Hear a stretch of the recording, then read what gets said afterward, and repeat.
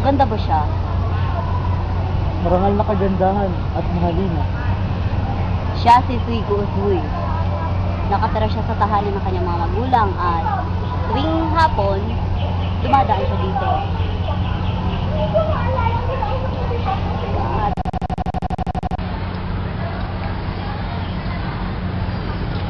Excuse me. Musico Usui. Musico Usui. Dr. Jose Protasio Rizal from Manila, Philippines. Jose Rizal, manggagamot mula sa Maynila. Panahuin na legasyong Espanyol.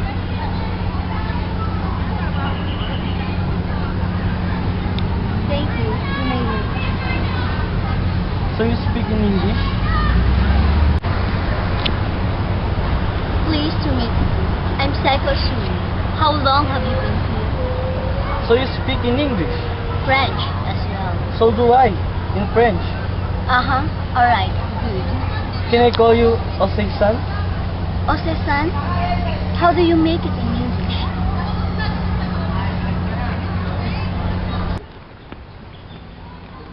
Mula noon, araw-araw nang nagkikita sina Rizal at Ose-san. Tapos sila maligaya sa piling ng isa't isa.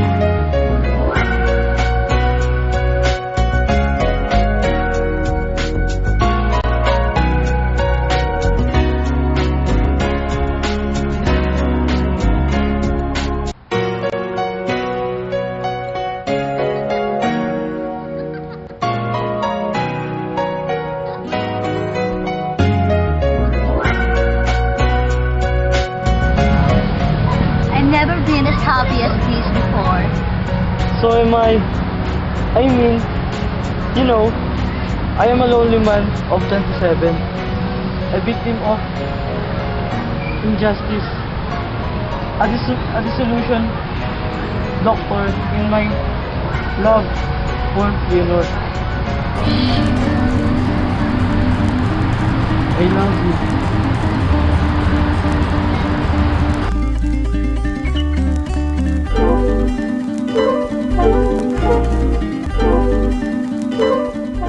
Umibig si Rizal sa ganda, bighani at kahilingan, at talino ni Ose-san. Si Ose-san, sa kauna-unahang pagkakataon, tumibok ang kanyang puso para sa isang lalaki. Hindi lamang siya naging kasintahan, siya'y naging gabay, tagasali at guro ni Rizal.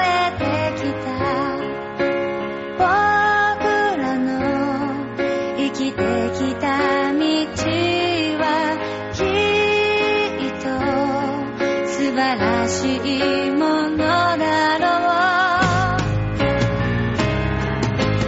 僕らにはいつだって会える場所がある空高く舞い上がる希望を抱き明日へ向かい羽ばたこう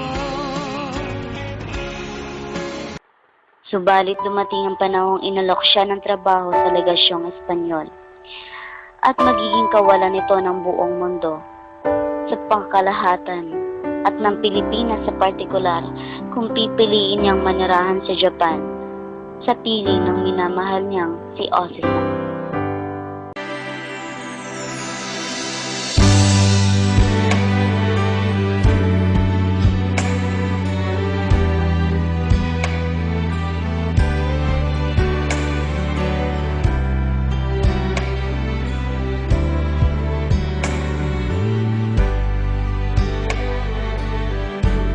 Matawase sa-chan, sayonara, sayonara. Watashi wa koko no genkan tanoshita. Watashi wa watashi no jinsei koko ni kaeru. Watashi wa watashi no jinsei de kono hikai o motsueru ka douka wakaranai.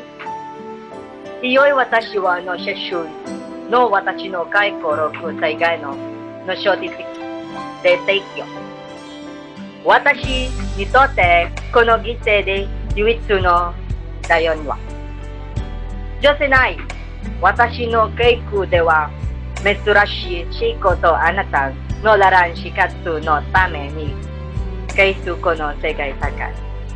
No watashi wa itsumo omu no aransuki ni naru otogo wa nai. Metsubaki no iro, homonindo, sono sarete eleganto ai. Kare no shippai shita hofuku ni sasagere rareta kizoku no tegnoko. Anata yonai utsukushi desu. Subete shuryu shite iru. Sayonara, sayonara.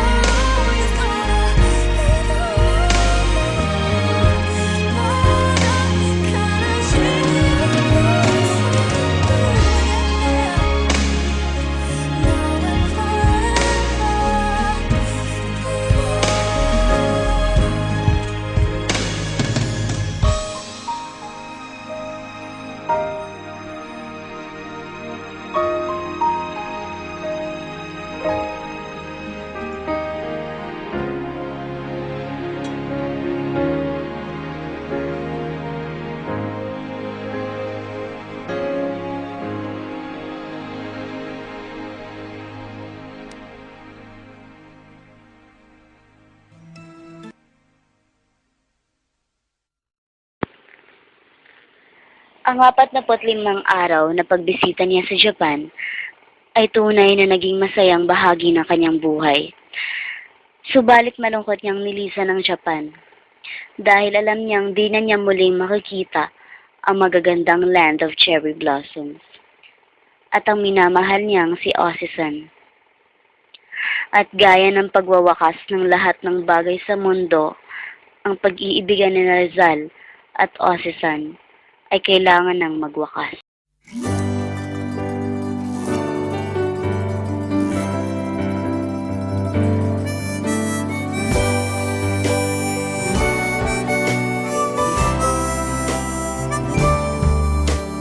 All your life you've waited for love to come and stay.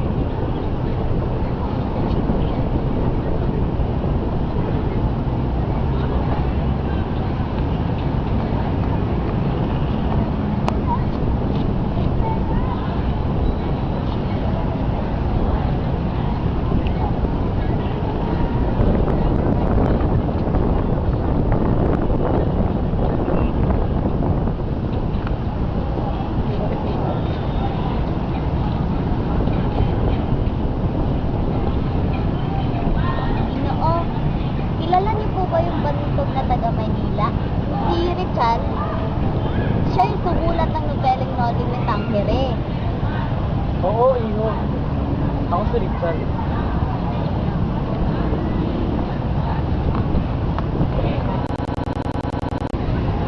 Nanay! Nakita ko si Richard! Oo, nakausap ko si Richard! Richard? Noli Me Tangere? Mismo, ate. Wala siya. Ay, yan na banda. Ayan, nakikita niyo yan. Kamag-anak, Kababayan, salamat naman at nagkaroon ako ng mga kausap. Ako nga pala si Kenyo, Pilipino. ako naman si Dr. Rizal. Galing pa akong Maynila sa bansang Pilipinas. Isa akong magagamot at manunulat. Pinalis ako ng mga otoridad ng Espanyol sa sarili kong bansa.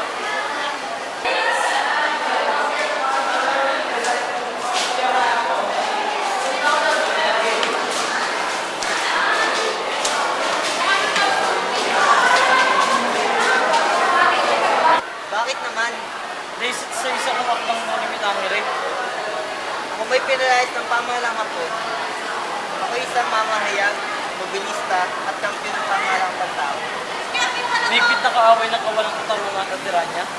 Ako Rizal, mahal ko ang kapayapaan at ginagamit ko ang panulat bilang armas sa ipaglaban para sa kapakanan at kaligayahan ng aking kababayan. Isa rin dahilan at misyon ko, kaibigan. At tumusin ng mga inaaping kababayan. At sa mga pagpumusok ng mga praile at opisyal na Espanyol.